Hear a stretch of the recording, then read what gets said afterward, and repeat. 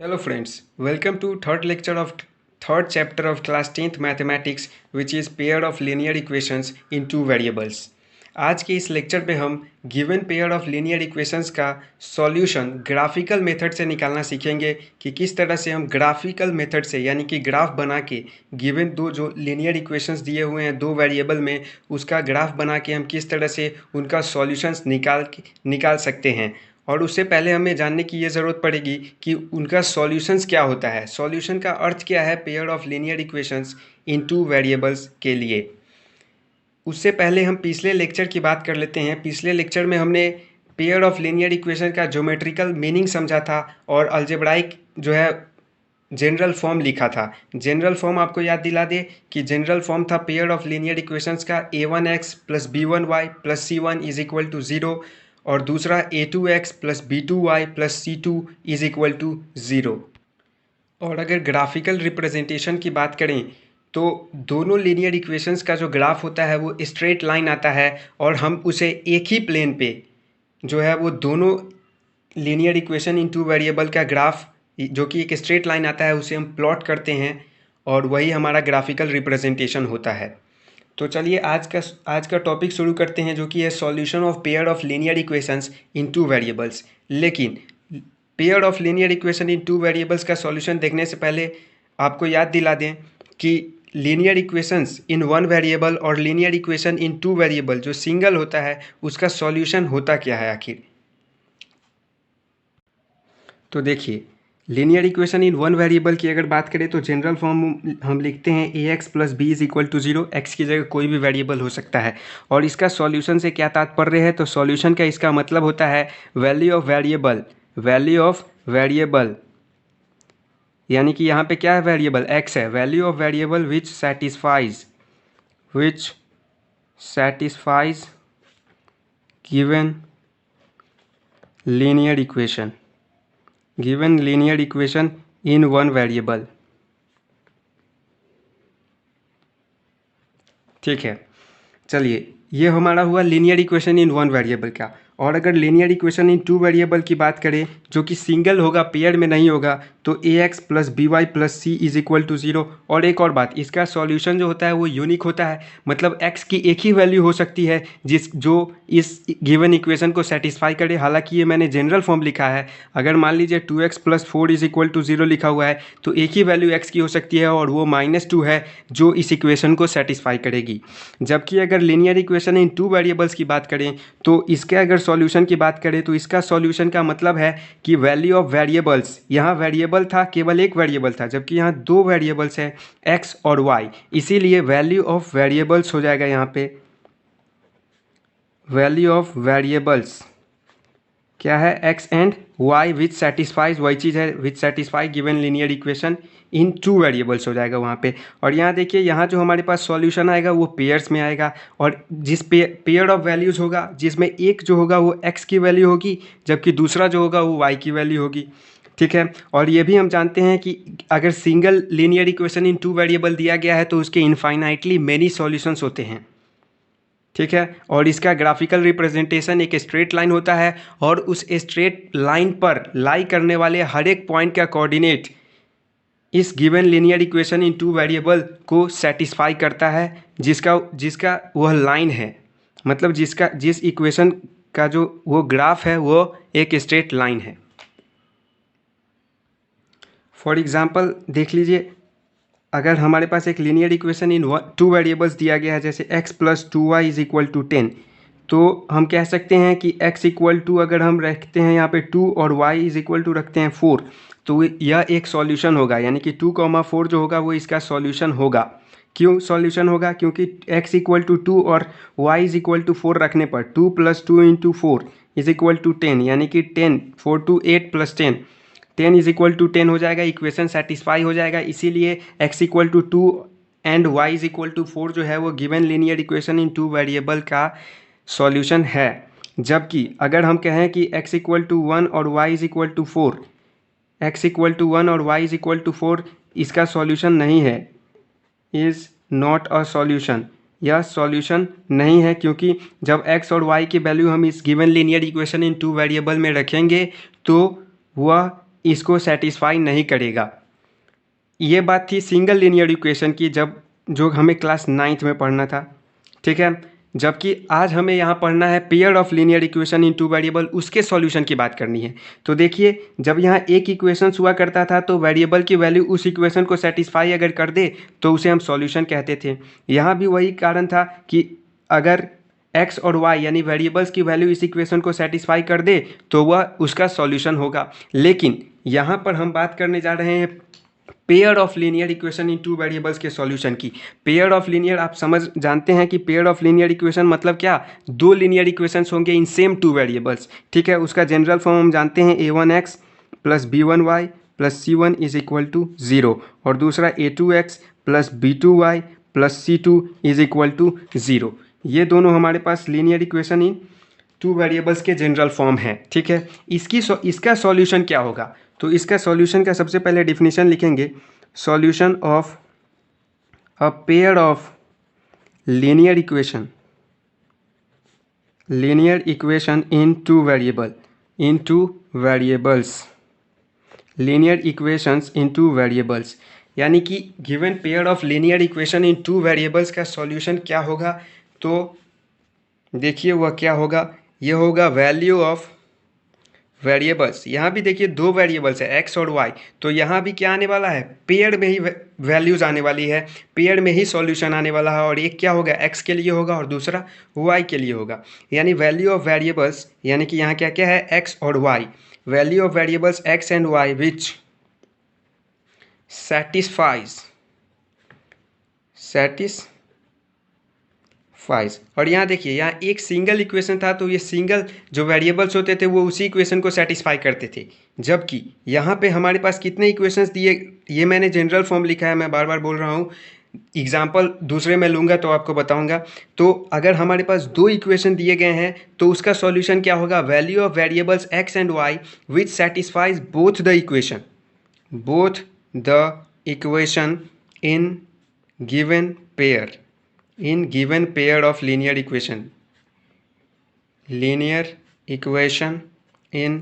Equations in two variables.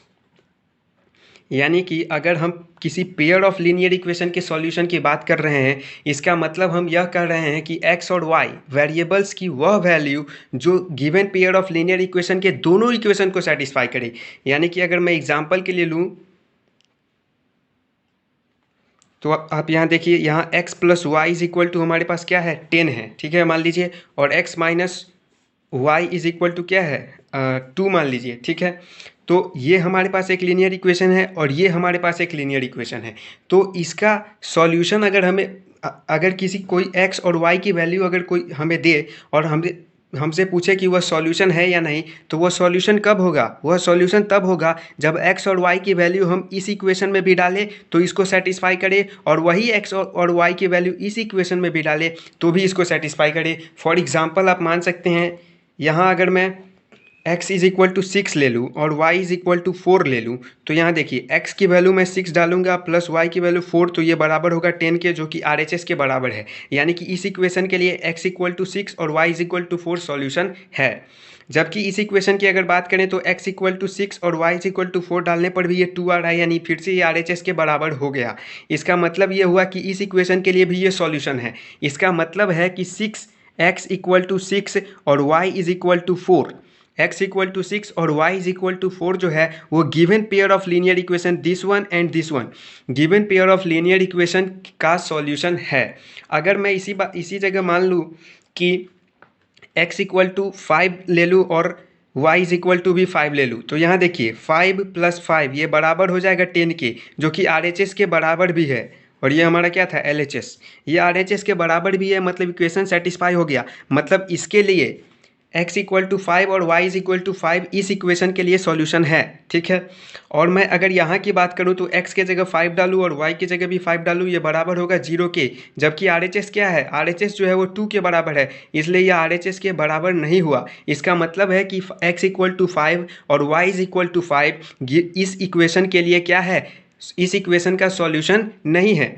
इस equation का solution नहीं है, इसका मतलब है कि यह x इक्वल टू 5 और y इक्वल टू 5 इस पेयर का सॉल्यूशन नहीं होगा। इस पेयर का सॉल्यूशन होने का मतलब यह है कि वह जो सॉल्यूशन है, जो x और y की वैल्यू है, वो इस दोनों इक्वेशन को सेटिस्फाई करे। जैसे कि x इक्वल टू 6 और y इक्वल टू 4, देखिए ये दोनों इक्वेशन को सेटिस्फाई कर रहा था, जबकि x इक्वल टू 5 और y इक्वल टू 5 केवल एक को सेटिस्फाई कर रहा था। इसीलिए यह solution of given pair of linear equation in two variable नहीं होगा, जबकि x इक्वल टू 6 और y इक्वल टू 4 जो है वह given pair of linear equation का सॉल्यूशन होगा। चलिए, तो मैं उम्मीद करता हूँ कि आप solution of pair of linear equation in two variable समझ गए होंगे कि किसी भी pair of linear equation in two variables के सॉल्यूशन होने के लिए क्या कंडीशन है। कंडीशन यही है कि उस सॉल्यूशन को, मतलब x और y की वैल्यू को दोनों इक्वेशन को सेटिस्फाई करना होगा उस पेयर के, तभी वह solution of pair of linear equation कहलाएगा इन टू वेरिएबल्स। ठीक है, चलिए अब बात करते हैं ग्राफिकल मेथड की।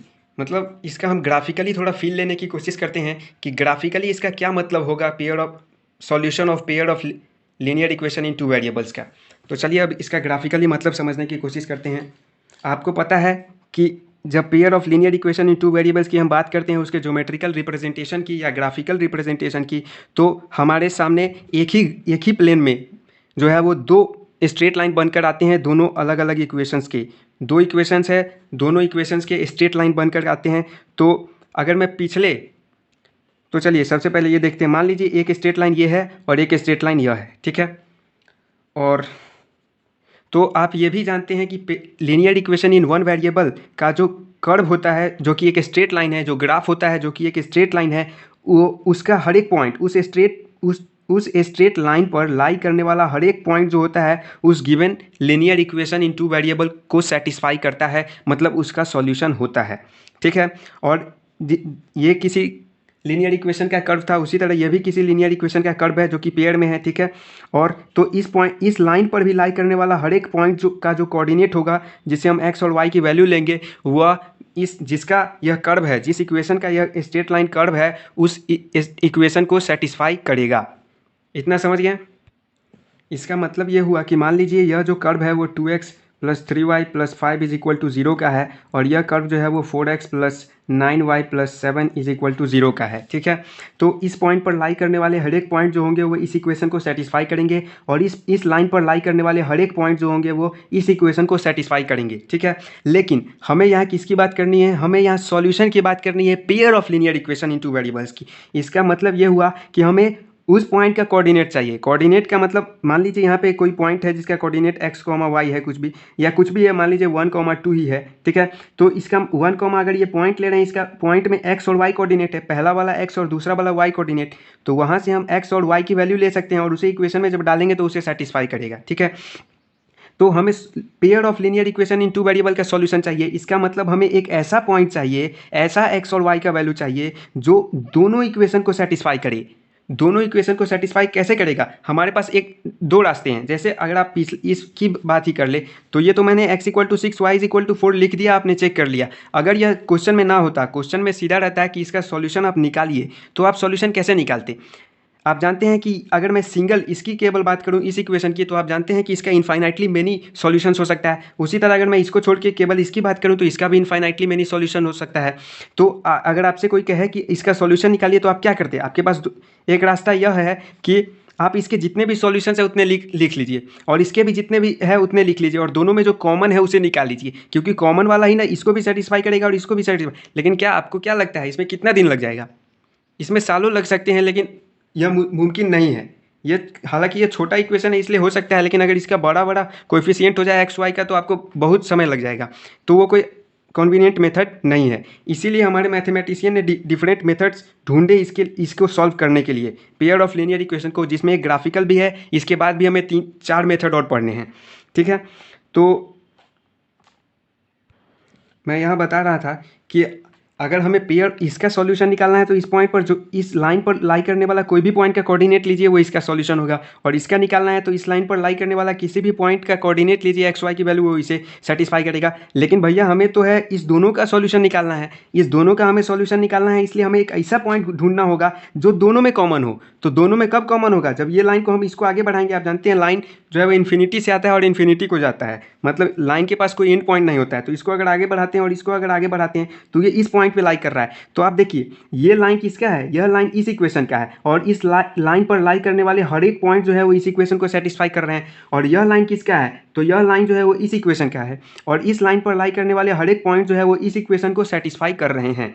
तो क्या एक ऐसा पॉइंट आपको दिख रहा है जो पॉइंट इस लाइन पर भी लाई करे और इस लाइन पर भी लाई करे? हमें उसी पॉइंट की तलाश है, तभी हम जो है वो एक कॉमन पॉइंट निकाल पाएंगे, कॉमन एक्स और वाई की वैल्यू निकाल पाएंगे जो दोनों इक्वेशन को सेटिस्फाई करेगा।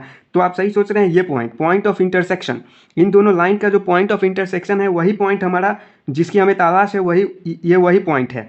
क्योंकि ये पॉइंट जो है वो इस लाइन पर भी लाई कर रहा है जबकि ये पॉइंट जो है वो इस लाइन पर भी लाई कर रहा है। इसका मतलब ये हुआ कि इस पॉइंट का जो कोऑर्डिनेट होगा उसकी जो एक्स और वाई की वैल्यू होगी वो इस इक्वेशन को भी सेटिस्फाई करेगी और इस इक्वेशन को सेटिस्फाई करेगी। और अभी मैंने डिफिनीशन में आपको क्या बताया कि जो दोनों इक्वेशन को सेटिस्फाई कर दे एक्स वाई की वैल्यू वही सॉल्यूशन होता है। इसका मतलब ये हुआ कि अगर हम ग्राफ बनाते हैं किसी दो इक्वेशन का और वह अगर एक पॉइंट पर काट रहा है, एक पॉइंट पर वो दोनों ग्राफ जो है वो एक दूसरे को इंटरसेक्ट कर रहा है एक पॉइंट पे, तो वो जो पॉइंट ऑफ इंटरसेक्शन होगा उसका जो कोऑर्डिनेट होगा वही हमारा रिक्वायर्ड सॉल्यूशन होगा।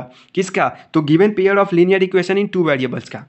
ठीक है, अब इसे हम समझते हैं पिछले एग्जाम्पल से। जो कल मैंने 3.1 एक्सरसाइज आपको सॉल्व करवाया था वह हमने तीनों क्वेश्चन में अलग अलग ग्राफ देखे थे। पहला हमने देखा था कि दो जो लाइन थे, जो ग्राफ था पेयर ऑफ लीनियर इक्वेशन का, अलग अलग दो लीनियर इक्वेशन का, वो एक कुछ ऐसा था शायद और एक ऐसा था, मतलब ये दोनों आपस में पैरेलल नहीं है, आप देख सकते हैं। ठीक है, तो मैं आपको अभी कर्व दिखा रहा हूँ, तीनों कर्व आपको दिखाऊंगा। तो एक लाइन जो था वो ऐसा था, इसका मतलब है कि जब इसको आगे बढ़ाएंगे हम तो ये किसी पॉइंट पर जाके क्या करेगा, इंटरसेक्ट करेगा। ठीक है, उसके अलावा एक और कर्व था, एक कर्व दूसरा क्वेश्चन की अगर मैं बात करूँ तो दूसरा कर्व हमारा ऐसा था, ये था एक लाइन और उसी के ऊपर एक और लाइन था। ठीक है, ये था एक लाइन और उसी के ऊपर एक और लाइन था। और एक और कर्व की बात करूँ तीसरे नंबर क्वेश्चन की, तो तीसरा नंबर क्वेश्चन कुछ ऐसा आया था, ये था और ये इसके बगल से एकदम पूरा पैरेलल इस तरह से था, ये पैरेलल लाइंस थे दोनों। ठीक है, तो वैसे भी आप जानते हैं, क्या जानते हैं, तो आप जानते हैं कि अगर हम सिंगल लीनियर इक्वेशन की बात करें तो उसका ग्राफिकल रिप्रेजेंटेशन क्या होता है, एक स्ट्रेट लाइन होता है। और अगर डबल की बात करें तो दो स्ट्रेट लाइन होगा, पिछले लेक्चर में हम देखे हैं। और आप जानते हैं अगर हमारे पास दो स्ट्रेट लाइन दिए गए हैं तो हमारे पास एक प्लेन में अगर दो स्ट्रेट लाइन है तो क्या क्या पॉसिबिलिटी हो सकती है। पहला ये हो सकता है कि वो दोनों आपस में इंटरसेक्ट करें, या तो वो इंटरसेक्टिंग लाइन्स हो, दूसरा हो या तो वो पैरेलल लाइन्स हो, वो एक दूसरे को काटे नहीं। इंटरसेक्टिंग ये हुआ, पैरेलल ये हुआ, और तीसरा ये हुआ कि या तो वो कोइंसिडेंट हो, मतलब एक के ऊपर एक ही हो, कोइंसिडेंट हो। ठीक है, मतलब एक के ऊपर एक हो, मतलब उनमें सारा पॉइंट कॉमन हो, तो ये एक हुआ। तो अब आप पहले मैं आपको दिखा देता हूँ पिछले लेक्चर वाला जो कर्व आया था, ग्राफ आया था उसे। देखिए ये पहले क्वेश्चन का था, ये देखिए ये पैरेलल नहीं है, ये डिस्टेंस ज़्यादा है और यहाँ का डिस्टेंस कम है, मतलब ये आगे अगर इसको हम बढ़ाते हैं तो यह क्या होगा, एक पॉइंट पर जाकर के इंटरसेक्ट करेगा। वहीं अगर मैं दूसरे क्वेश्चन की बात करूँ तो ये देखिए, ये दूसरा नहीं, ये तीसरा क्वेश्चन है। ये देखिए ये आपस में क्या है, पूरी तरह पैरेलल है। और तीसरा मैं दिखा रहा हूँ, ये देखिए ये तीसरा पॉइंट है, तीसरा क्वेश्चन है ये देखिए एक लाइन ये है हमारा 3x + 6y = 3900, और एक लाइन एरो मैंने इसलिए 4 दिए थे, और ये जो है वो दूसरा लाइन भी x + 2y = 1300 लाइन वाला लाइन भी जो है वो इसी के ऊपर लाई कर रहा है। इस दोनों का ग्राफ जो है वो क्या है, कोइंसिडेंट स्ट्रेट लाइन्स है। उसके अलावा मैं इसमें एक और चीज़ आपको बताया था कि ये ऐसा क्यों हुआ, क्योंकि ये दोनों इक्वेशन इक्विवेलेंट है। इसके बारे में भी अभी हम समझेंगे। तो चलिए आज के टॉपिक पर वापस आते हैं। हाँ, तो मैं आपको बता रहा था कि यहाँ जो है वो तीन तरह से हमारे लाइन हो सकते हैं, दो लाइंस या तो इंटरसेक्ट करेंगे या पैरेलल होंगे या कोइंसिडेंट होंगे। और सॉल्यूशन कौन होगा, सॉल्यूशन वो होगा जो दोनों लाइन को सेटिस्फाई करेगा। और दोनों लाइन को कौन सेटिस्फाई करेगा, तो वह पॉइंट जो दोनों लाइन पे कॉमन होगा वही पॉइंट सेटिस्फाई कर पाएगा, वही पॉइंट सॉल्यूशन होगा उसका, उसमें जो एक्स और वाई की वैल्यू है वो। ठीक है, तो यहाँ देखिए अगर वो लाइन इंटरसेक्टिंग है तो वो लाइन इंटरसेक्टिंग है तो अपने एक दूसरे को कितने पॉइंट पर काटेंगे, केवल एक पॉइंट पर काटेंगे, और वही पॉइंट जो पॉइंट ऑफ इंटरसेक्शन होगा वही क्या होगा, हमारा सॉल्यूशन होगा। दूसरा कंडीशन, अगर वो लाइन आपस में पैरेलल हो जाते हैं और इसमें क्या होगा, एक ही पॉइंट पर काटेंगे मतलब सॉल्यूशन होगा। और सॉल्यूशन कितना हो सकता है हमारे पास, कितने मिल सकते हैं सॉल्यूशन, एक ही मिल सकते हैं। मतलब वो कैसा सॉल्यूशन होगा, यूनिक सॉल्यूशन होगा, केवल एक होगा यूनिक सॉल्यूशन। दूसरे की अगर बात करें तो ये आपस में क्या है, पैरेलल है, मतलब ये एक दूसरे को कभी नहीं काटेंगे। इसका मतलब ये हुआ कि ऐसा कोई भी पॉइंट नहीं होगा जो दोनों लाइन पे लाई करेगा। इसका मतलब ये हुआ ऐसा कोई भी पॉइंट नहीं होगा, यानी कि ऐसा कोई भी एक्स और वाई की वैल्यू नहीं होगी जो दोनों इक्वेशन को सेटिस्फाई कर सके। इसका मतलब इस केस में क्या होगा, नो सॉल्यूशन सॉल्यूशन होगा, एक भी सॉल्यूशन नहीं होगा, मतलब ऐसा दुनिया में एक भी एक्स और वाई की ऐसी कोई भी वैल्यू नहीं होगी जो इस दोनों लाइन को क्या करे, एक साथ सेटिस्फाई करे। ठीक है, समझ रहे हैं। तीसरा हमारे पास है कोइंसिडेंट लाइन। कोइंसिडेंट लाइन का मतलब है एक के ऊपर एक। इसका मतलब क्या हुआ, इसका मतलब हुआ कि जो पहले लाइन पे जितना पॉइंट लाई कर रहा है वही दूसरे पे भी लाई कर रहा है, दोनों कोइंसिडेंट हो गए। इसका क्या मतलब हुआ, इसका मतलब ये हुआ कि पहला लाइन जिन जिन पॉइंट से पास करता हुआ जा रहा है, दूसरा लाइन भी उसी पॉइंट से पास करता हुआ जा रहा है। इसका मतलब इसमें कितने पॉइंट्स कॉमन हो गए, इसमें इनफाइनाइट पॉइंट कॉमन हो गए। इसका मतलब क्या हुआ कि इसका इनफाइनाइटली मेनी सॉल्यूशन होगा, इनफाइनाइटली मेनी सॉल्यूशन होगा। मतलब इस पॉइंट पर लाई करने वाला कोई भी एक पॉइंट का कोऑर्डिनेट लीजिए, इस लाइन पर लाई करने वाला, और उस पॉइंट का क्या कीजिए, उस पॉइंट का कोऑर्डिनेट एक्स वाई की वैल्यू दोनों इक्वेशन में डाल के देखिए, आप दोनों इक्वेशन सेटिस्फाई हो जाएगा। इसका मतलब हमने क्या समझा, इसका मतलब ये हुआ कि given pair of linear equation जिसके दो लाइंस बनेंगे, ग्राफ जो है वो दो स्ट्रेट लाइन बनेंगे, वो स्ट्रेट लाइन या तो एक पॉइंट पर इंटरसेक्ट करेंगे और एक पॉइंट पर इंटरसेक्ट करेंगे, वही पॉइंट का कोऑर्डिनेट सॉल्यूशन होगा। और चूंकि एक ही पॉइंट पर इंटरसेक्ट कर सकते हैं इसलिए वो यूनिक सॉल्यूशन होगा, एग्जैक्टली वन सॉल्यूशन होगा। दूसरा हमने देखा कि अगर वो लाइन जो है वो आपस में पैरेलल भी हो सकते हैं, और पैरेलल लाइंस का कोई भी कॉमन पॉइंट नहीं होता है। इसका मतलब ये हुआ कि ऐसा कोई भी पॉइंट नहीं होगा, ऐसा कोई भी एक्स और वाई की वैल्यू नहीं होगी जो दोनों इक्वेशन को सेटिस्फाई करे। इसका मतलब given pair of linear equation का कोई भी सॉल्यूशन नहीं होगा। उसी तरह अगर तीसरे की बात करें तो तीसरा है हमारा कोइंसिडेंट लाइन बनेंगे, और उसमें हर एक पॉइंट जो होगा वो कॉमन होगा उन दोनों लाइन के बीच में, मतलब इनफाइनाइट पॉइंट्स कॉमन होंगे। इसका मतलब है कि उसका इनफाइनाइटली मेनी सॉल्यूशंस होगा, क्योंकि कॉमन पॉइंट ही तो सॉल्यूशन होगा। ठीक है, मतलब हमारे पास मैं रिजल्ट लिख देता हूँ क्या क्या हमारे पास आया है। सबसे पहला हमारा इंटरसेक्टिंग लाइंस, इंटरसेक्टिंग लाइंस, अगर लाइंस इंटरसेक्ट करते हैं तो क्या कितने सॉल्यूशंस बनेंगे, एक ही सॉल्यूशन होंगे, यूनिक सॉल्यूशन। दूसरे सॉल्यूशन के बाद दूसरा, अगर लाइंस पैरेलल है, अगर दोनों लाइंस जो है, और ये लाइंस किसके हैं, तो गिवन इक्वेशन जो हमारे पास पेयर ऑफ लीनियर इक्वेशन दिया है गया है उसी का लाइन बनाना है। तो पैरेलल लाइंस अगर है तो इसका मतलब है नो सॉल्यूशन, मतलब ऐसी कोई भी एक्स और वाई की वैल्यू नहीं है जो दोनों इक्वेशन को एक साथ सेटिस्फाई करे। और तीसरा हमारा है कोइंसिडेंट लाइंस, और अगर कोइंसिडेंट लाइंस हो गया इसका मतलब क्या हुआ, इनफाइनाइटली मेनी सॉल्यूशंस, मतलब बहुत सारे पॉइंट्स ऐसे हैं एक्स और वाई की वैल्यू है जो कि गिवन दोनों इक्वेशंस को एक साथ सेटिस्फाई करेगी। अच्छा, इसका मतलब आप क्या समझ रहे हैं, यूनिक सॉल्यूशन या तो एक होगा और नहीं तो अनगिनत होगा, और नहीं तो नहीं होगा। ऐसा नहीं है कि दो सॉल्यूशन नहीं हो सकते। ऐसा नहीं है कि एक्स बराबर एक्स की कुछ वैल्यू और एक्स बराबर कुछ, वाई बराबर कुछ, एक्स बराबर कुछ, वाई बराबर कुछ, ऐसा आप दो पॉइंट खोज ले, ऐसा हो ही नहीं सकता कि आप दो पॉइंट खोज ले और दोनों आपस में क्या करें, दोनों इक्वेशन को सेटिस्फाई करे। दो नहीं हो सकता, केवल एक होगा, या तो एक सॉल्यूशन होगा, नहीं तो एक भी सॉल्यूशन नहीं होगा, और नहीं तो इनफाइनाइटली मेनी होगा। ठीक है, 2 3 4 5 इस तरह से नहीं होगा। ठीक है, चलिए अब बात करते हैं, दो और टर्म है हमारे पास, एक है consistent pair of linear equation, pair of linear equations in two variables.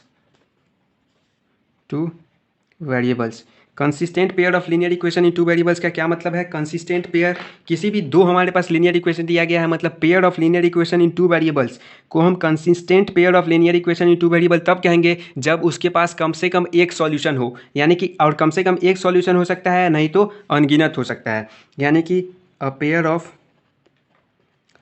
Of linear equation in two variables is called consistent pair of linear equation in two variables if it has a solution। अगर उसके पास एक solution है, एक या एक से ज़्यादा, तो एक हो सकता है या तो अनगिनत हो सकता है, यानी कि अगर उसके पास सॉल्यूशन है तो वह कंसिस्टेंट सिस्टम कहलाएगा। और सॉल्यूशन है तो कैसे कैसे सॉल्यूशन हो सकते हैं, या तो यूनिक होगा और नहीं तो इनफाइनाइटली मेनी होगा। यानी अगर कोई ऐसा given pair of linear equations हमारे पास है जिसका यूनिक सॉल्यूशन अगर आ रहा है तो भी वह consistent pair of linear equation होगा, और अगर उसका इनफाइनाइटली मेनी सॉल्यूशन आ रहा है तो भी वह consistent pair of linear equation में ही गिना जाएगा, infinitely many solution, unique solution.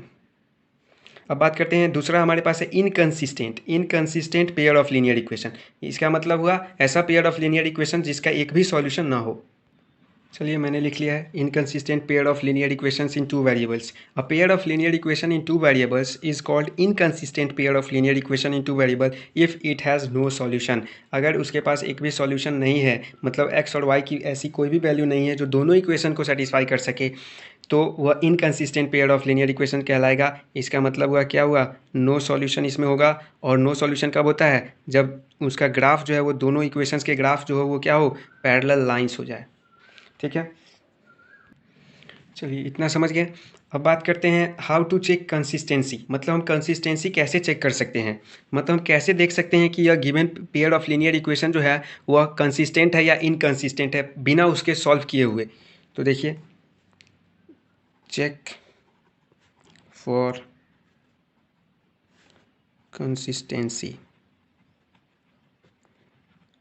इसके लिए हम जो है वो क्या करेंगे, सबसे पहले पिछले क्लास में, मतलब पिछले लेक्चर में जो हमने एग्जांपल्स 3 क्वेश्चन किए थे एक्सरसाइज 3.1 का, उसका तीनों जो हमें लीनियर इक्वेशन बन के आया था पेयर, उस तीनों पेयर को पहले मैं लिख लेता हूं और उसके बाद मैं आपको बताता हूं कि किस तरह से हम देख सकते हैं, चेक कर सकते हैं कंसिस्टेंसी। चलिए तो मैंने लिख लिया है एक्सरसाइज 3.1 का जो हमें 3 pair of linear equations in 2 variables आया था, वर्ड प्रॉब्लम से उसे मैंने लिखा है। और इसका ग्राफ की अगर मैं बात करूं तो इसका ग्राफ जो था वो, हालांकि उस ग्राफ में कर नहीं रहा था इंटरसेक्ट दोनों लाइंस, लेकिन अगर हम उसको आगे बढ़ाते तो वो इंटरसेक्ट करता, यानी कि ये कैसा था, इंटरसेक्टिंग था। ठीक है, इंटरसेक्टिंग लाइंस था इनका ग्राफ, जबकि इन दोनों का था वो कैसा था, तो इन दोनों का जो था वो ये था कोइंसिडेंट लाइंस। ठीक है, जबकि इसकी बात करें तो ये था हमारा पैरेलल लाइंस। ठीक है, और अभी हम क्या पढ़े हैं, अभी हम पढ़े हैं कि अगर वो इंटरसेक्टिंग लाइंस है, इसका मतलब क्या है कि यूनिक सॉल्यूशन है। और अगर कोइंसिडेंट लाइन है तो कैसा सॉल्यूशन होगा, इनफाइनाइटली मेनी सॉल्यूशंस। ठीक है, और अगर पैरेलल होगा तो क्या होगा, नो सॉल्यूशन होगा। इतना चीज़ अभी हम पढ़े हैं।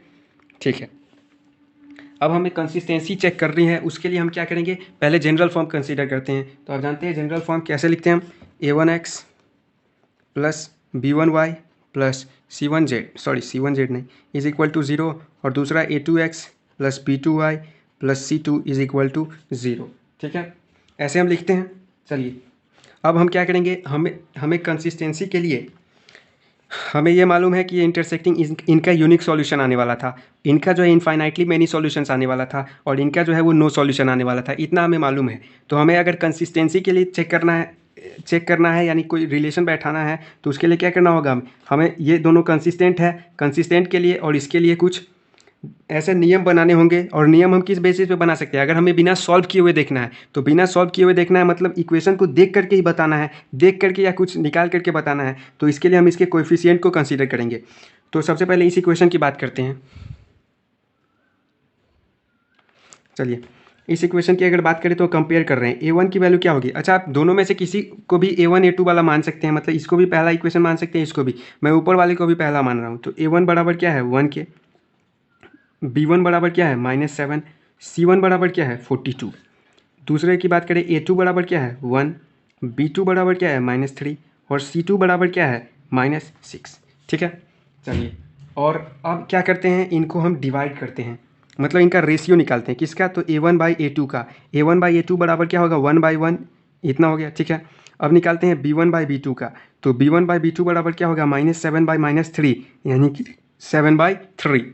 ठीक है, और c1/c2 निकालते हैं। तो c1/c2 बराबर होगा 42/-6, यानी कि -42/6, -7/1 भी लिख सकते हैं चाहे तो, या ऐसे भी डालने, चलिए लिख देते हैं -7/1। ठीक है, चलिए ये हमारा रेशियो आ गया। ठीक है, अब हम दूसरे लाइन को कंसीडर करें, दूसरे इक्वेशन को, क्वेश्चन नंबर 2 का। इसके लिए a1 की अगर वैल्यू को हम लिखें तो a1 बराबर क्या है 3, b1 बराबर क्या है 6, और c1 बराबर क्या है तो देखिए यहाँ 3900 जो है वो इधर है और दूसरे इक्वेशन में भी 3900 साइन ऑफ इक्वालिटी के इधर है, राइट साइड में है। तो हम इसको डायरेक्ट ले सकते हैं। अगर यह इधर होता मतलब 3900 वाला इधर माइनस 3900 होता और 1300 वाला जो है वो इधर ही होता, तब हम उस केस में आपको A1 B1 C1 इस तरह से नहीं लेना है। सबसे पहले उसे जनरल फॉर्म में कन्वर्ट करना है। ये भी एक जनरल फॉर्म है। ax plus B Y plus C is equal to zero भी जनरल फॉर्म है, जबकि ax plus B Y is equal to C भी जनरल फॉर्म। तो दोनों जो है वो जनरल फॉर्म में है, ठीक है। एक तरह का जनरल फॉर्म होना चाहिए, ऐसा नहीं है कि ये ax plus B Y plus C is equal to zero में हो जाए, जबकि दूसरा वाला जो है वो ax plus B Y is equal to C में हो जाए। ऐसा नहीं होना चाहिए, दोनों इक्वल टू सी में होना चाहिए जो कि अभी है, और नहीं तो दोनों जो है वो जीरो इस फॉर्म में होना चाहिए जो कि इस इक्वेशन में था। तो चलिए अभी दोनों इस फॉर्म में है तो हम A1 B1 C1 consider direct कर सकते हैं, नहीं तो क्या होता है दिक्कत हो जाता है साइन का हमें। तो चलिए C1 बराबर क्या है 3900 है, या फिर आपकी सुविधा के लिए मैं बता रहा हूँ सबसे पहले आप इसको इस फॉर्म में कन्वर्ट करेंगे तो 3900 इधर आएगा तो क्या हो जाएगा माइनस हो जाएगा, ठीक है। चलिए अब A2 की बात करते हैं। A2 क्या है 1 है, B2 क्या है तो 2 है, और C2 क्या है तो माइनस 1300 है। 1300 इधर आएगा तो माइनस 10। चलिए अब इसका फिर से इसका भी रेशियो निकालते हैं। तो इसका रेशियो यहाँ निकाल रहा हूँ मैं, A1/A2 निकालते हैं, क्या होगा 3/1। B1/B2 निकालता हूँ मैं, तो क्या होगा 6/2 यानी कि 3/1। और C1/C2 निकालते हैं तो minus 3900 by minus 1300 minus minus cancel 0 0 0 3/1 आ गया, ठीक है। मतलब इसमें A1 तीनों का रेशियो जो है वो क्या आ रहा है सेम आ रहा है। चलिए अब तीसरे क्वेश्चन को कंसीडर करते हैं। A1 बराबर क्या है 2 के, B1 बराबर क्या है 1 के, और C1 बराबर क्या है 160 इधर आएगा तो माइनस 160। A2 बराबर क्या है 4, B2 बराबर क्या है 2, और C2 बराबर क्या है 300, ठीक है। चलिए इनका भी रेशियो निकालते हैं। A1/A2, A1/A2 क्या होगा 2/4 यानी कि 1/2। B1/B2 क्या होगा 1/2, और C1/C2 क्या होगा माइनस 160 अच्छा ये माइनस 300 होगा इधर आया तो ये माइनस 300 यानी कि कैंसिल 0 यानी कि क्या हो गया 16/30 यानी कि 8/15, ठीक है। मतलब इसमें इन दोनों का रेशियो सेम है, इनका अलग है। अच्छा, और हमें ये भी मालूम है, चलिए ये इक्वेशन ढक जा रहा है उससे कोई दिक्कत नहीं है। अब देखिए हमें रेशियो मालूम हो गया A1/A2 B1/B2 C1/C2 का, और हमें ये मालूम है कि इसका यूनिक सॉल्यूशन होना है होगा, और इसका इनफाइनाइटली मेनी सॉल्यूशन होगा और इसका नो सॉल्यूशन होगा। ग्राफ को देख के हमने पता कर लिया, ये ग्राफ मैं आपको पहले दिखा भी चुका हूँ इसी लेक्चर में। तो अब देखिए अब हम इसके रेशियोज़ को और ये जो यूनिक सॉल्यूशन आया है मतलब कंसिस्टेंसी के साथ जो है वो हम क्या करेंगे एक रिलेशन इस्टेब्लिश करने जा रहे हैं। तो सबसे पहले ऑब्जर्व करते हैं इसको। देखिए A1/A2 बराबर है 1/1 के, और B1/B2 जो है वो 7/3 के बराबर है, और C1/C2 माइनस 7/1 के बराबर है। मतलब तीनों आपस में क्या है बराबर नहीं है। इसका मतलब मैं नीचे लिख रहा हूँ, इसका मतलब ये हुआ कि A1/A2 बराबर नहीं है किसके B1/B2 बराबर नहीं है C1/C2 के। तो इस केस में हमें क्या आ रहा था, देखिए पहले वाला का मैं बात कर रहा हूँ, पहले वाले में इंटरसेक्टिंग लाइंस यूनिक सॉल्यूशन आ रहा है। इसका मतलब अगर A1/A2 नॉट बड़ा is equal to B1/B2 not equal to C1/C2, इसका मतलब क्या है यूनिक सॉल्यूशन, यूनिक सॉल्यूशन। और कैसा लाइन होगा इंटरसेक्टिंग लाइंस, इंटरसेक्टिंग लाइंस, ठीक है। चलिए अब दूसरे नंबर की बात कर रहे हैं। दूसरे में देख लीजिए कोइंसिडेंट लाइन है और इनफाइनाइटली मेनी सॉल्यूशन है, ठीक है। और यहाँ देखिए इसका रेशियो 3/1 3/1 3/1 यानी कि A1/A2 बराबर है B1/B2 बराबर है C1/C2 के, ठीक है। और तो इसका कैसा सॉल्यूशन आया है इनफाइनाइटली मेनी सॉल्यूशन आया है, इनफाइनाइटली मेनी सॉल्यूशन। और लाइंस कैसे थे तो कोइंसिडेंट लाइंस थे। तीसरे की बात करते हैं A1/A2 1/2 B1/B2 1/2 और C1/C2 8/15 यानी कि ये दोनों आपस में क्या है बराबर है, जबकि तीसरा बराबर नहीं है। A1/A2 बराबर है B1/B2 नॉट बराबर C1/C2। और देखिए इसमें कैसा आया था नो सॉल्यूशन। और कैसा लाइन था तो पैरेलल लाइंस, यही हमारा रिलेशन है पैरेलल लाइंस। देखिए और एक और चीज़, अगर यूनिक आए और इनफाइनाइटली आए तो इन दोनों केस में कैसा होता है कैसा पेयर होता है कंसिस्टेंट पेयर होता है, जबकि इस केस में कैसा होता है जब कोई सॉल्यूशन आए तो इनकंसिस्टेंट तो देखिए A1/A2 बराबर हो गया है B1/B2 नॉट बराबर C1/C2, तो नो सॉल्यूशन पैरेलल लाइंस। और इन दोनों केस में जब सॉल्यूशन हो, एक हो या अनगिनत हो, दो ही तरह का हो सकता है, तीन ही तरह का, या तो एक भी नहीं हो, या तो एक हो, और या तो अनगिनत हो। तो एक हो या अनगिनत हो तो उसे कंसिस्टेंट बोलेंगे, और एक भी नहीं हो तो उसे inconsistent pair of linear equation in two variable कहेंगे। तो ये कंसिस्टेंट पेयर हुआ, ये इनकंसिस्टेंट। और आपसे अगर क्वेश्चन में पूछा जाता है कि चेक कीजिए कंसिस्टेंसी, तो आप क्या करेंगे, एक और चीज़ देख लीजिए, यहाँ A1/A2 नॉट बराबर B1/B2 नॉट बराबर C1/C2, और इन दोनों में देखिए, इन दोनों में आपस में क्या है, बराबर है, जबकि इसमें नहीं बराबर है। तो आपको ये चेक करने का जरूरत भी नहीं है, आप सीधे देखिएंगे A1/A2 जो है वो बराबर नहीं है B1/B2 के। इसका मतलब है सीधा कि यूनिक सॉल्यूशन, क्योंकि जब ये दोनों आपस में बराबर होंगे तो हम तीसरा भी चेक करेंगे कि C1/C2 बराबर है कि नहीं। अगर बराबर होगा तो इनफाइनाइटली में नहीं होगा, कोइंसिडेंट लाइंस। जबकि अगर बराबर नहीं होगा तो पैरेलल लाइंस होगा, नो सॉल्यूशन। जबकि A1/A2 बराबर नहीं होगा B1/B2 के, तो डायरेक्टली यूनिक सॉल्यूशन, ये निकालने की हमें ज़रूरत भी नहीं पड़ेगी। एक और बात देखिए, यहाँ देखिए तीनों का रेशियो क्या है, बराबर है, तब इनफाइनाइटली में नहीं आया है और कोइंसिडेंट लाइन बना है। मैं आपको बताया हुआ हूँ कि कोइंसिडेंट, और इस इक्वेशन को ध्यान से देखिए, यही इक्वेशन है जिसका कोइंसिडेंट आया है। ये दोनों इक्वेशंस आपस में कैसे हैं, इक्विवेलेंट है। इक्विवेलेंट का मतलब हुआ कि x का कोएफिशिएंट, y का कोएफिशिएंट और कांस्टेंट का जब आप रेशियो निकालेंगे तो वो रेशियो सेम होगा, या फिर एक इक्वेशन जो है वो दूसरे इक्वेशन का ही रूप है। मतलब उसमें किसी फ्रैक्शन या फिर इंटीजर किसी नंबर से गुना करके उसको दूसरे तरह बनाया गया। जैसे कि यहाँ से आप 3 कॉमन निकालिए तो ये 3 हो जाएगा, x + 2y is equal to, और यहाँ से भी 3 कॉमन निकालिए तो 3 × 1300। ये देखिए ये हो गया x + 2y, 3 कैंसिल हो जाएगा तो x + 2y is equal to 1300। मतलब इस इक्वेशन को ही आप पूरे टर्म को 3 से इंटू कीजिए, 3 से इससे को भी, 3 से इसको भी, 3 से इसको भी, तब ये किसके बराबर हो जाएगा, इसके। इसी को बोलते हैं इक्विवेलेंट पेयर, या इसी को दूसरा नाम है इसका डिपेंडेंट पेयर। मतलब या तो इक्विवेलेंट पेयर बोलिए या डिपेंडेंट, एक के ऊपर डिपेंडेंट है। मतलब एक को किसी से गुना कर दीजिए किसी नंबर से तो दूसरा मिल जाएगा आपको, फॉर्म हो जाएगा। ठीक है, चलिए अब बात कर लेते हैं ग्राफिकल मेथड से सॉल्व करने की। और एक्सरसाइज 3.2 मैं आपको अगले लेक्चर में करा दूंगा, क्योंकि आज टाइम थोड़ा ज़्यादा हो गया।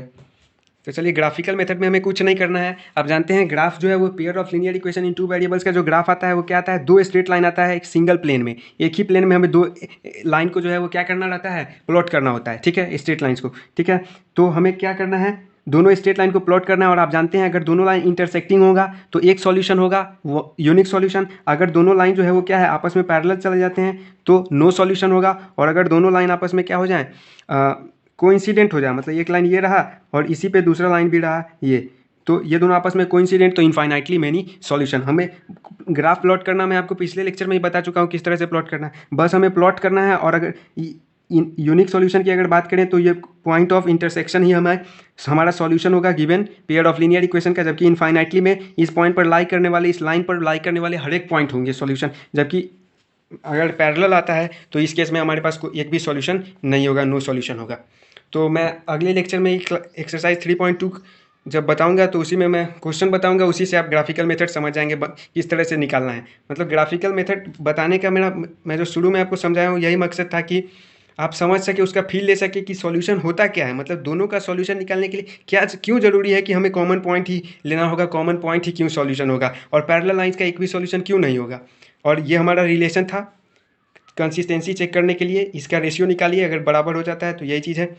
उसके अलावा आपको अभी अगले लेक्चर में ग्राफिकल मेथड्स एक्सरसाइज 3.2, उसके बाद जो है इसका, इस चीज़ का जो है ना एक और बार यूज़ होगा। मतलब एक और एक्सरसाइज मैं आपको कराऊंगा और कुछ एडिशनल क्वेश्चंस भी कराऊंगा दूसरे बुक से या फिर प्रीवियस ईयर बोर्ड में पूछे गए जो क्वेश्चंस हैं उसमें इसका यूज़ होगा। और इस तरह का एक क्वेश्चन मैक्सिमम चांस है कि वो रहता ही है, हर साल रहता है बोर्ड एग्जाम में, के या फिर कोई भी कांस्टेंट की वैल्यू निकालनी रहती है और दे देता है कि यूनिक सॉल्यूशन है। तो इस चीज़ का बस आपको यूज़ कर लेना रहता है, इस चीज़ का।